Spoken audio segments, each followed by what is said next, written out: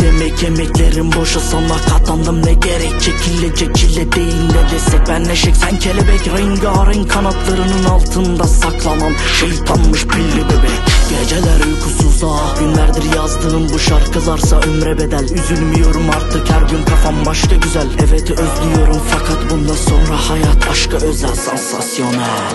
Bu deli senden geçer mi sandın? Açan her gülü çık kopar artık, döner durur zaman. Kurşunu bas beynime alev alsın. Bu deli senden geçer mi sandın? Açan her gülü çık kopar artık, döner durur zaman.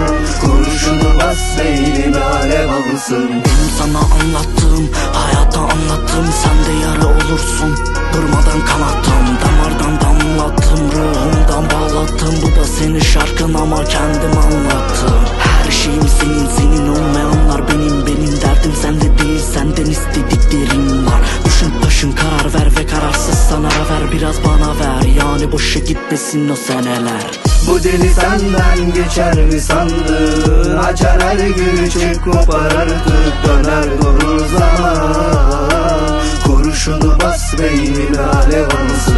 Bu deli senden geçer mi sandın? Açar her gülü çık kopar artık, döner durur zaman.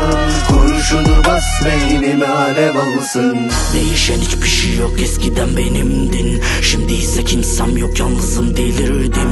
Ne yıllar geçmek bildin, ne şişeler devirdim. Ben senin için ey kadın, bağları sallanır ben darmadım. Karaları bağlarım hiç tadım yok. Sen de yan bana dokunmayın.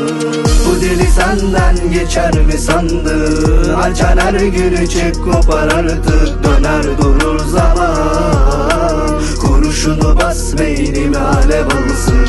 Bu deli senden geçer mi sandın? Açan her gülü çık kopar artık, döner durur zaman. Kurşunu bas beynime alev alsın.